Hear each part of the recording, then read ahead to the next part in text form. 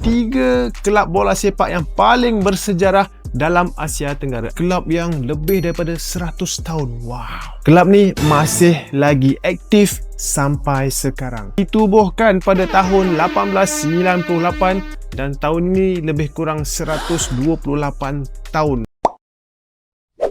3 kelab bola sepak yang paling bersejarah, guys. Okey, ada kelab yang lebih daripada 100 tahun. Wow.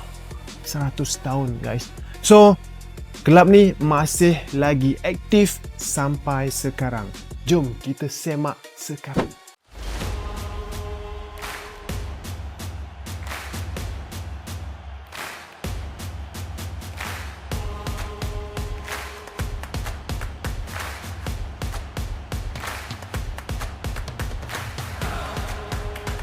Nombor 3.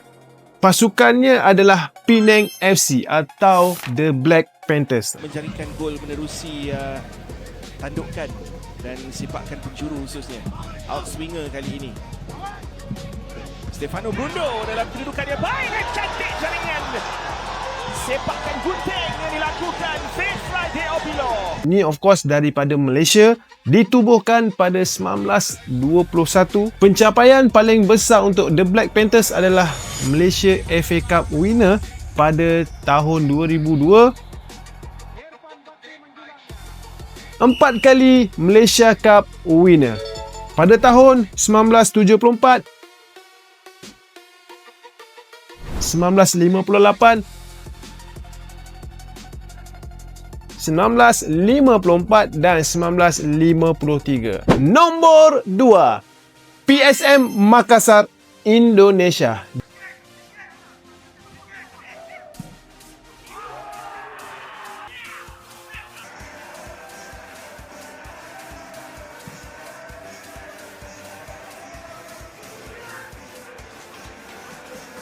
Ditubuhkan pada tahun 1915.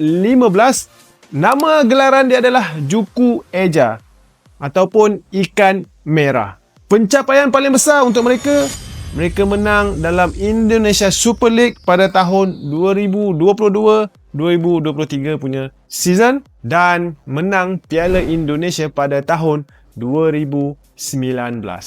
League 1, Piala AFC Champions League Elite.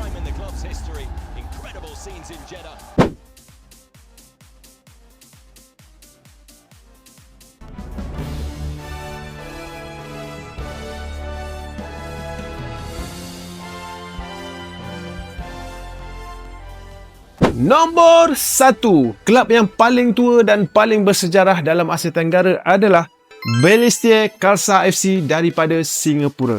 Balestier Khalsa in this, the final game of round 4.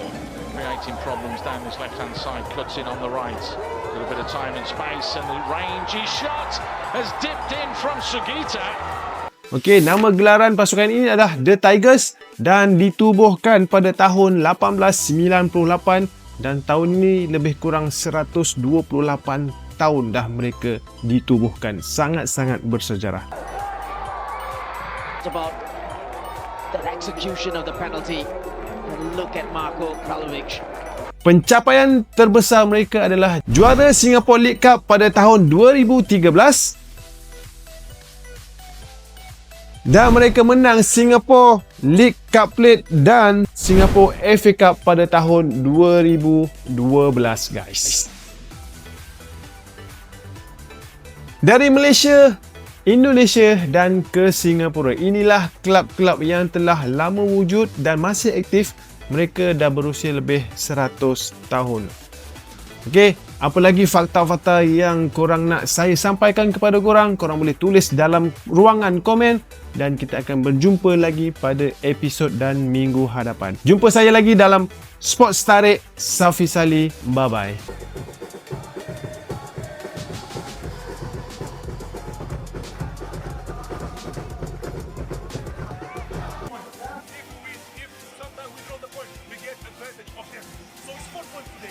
And he thought, I'm going to try my luck here.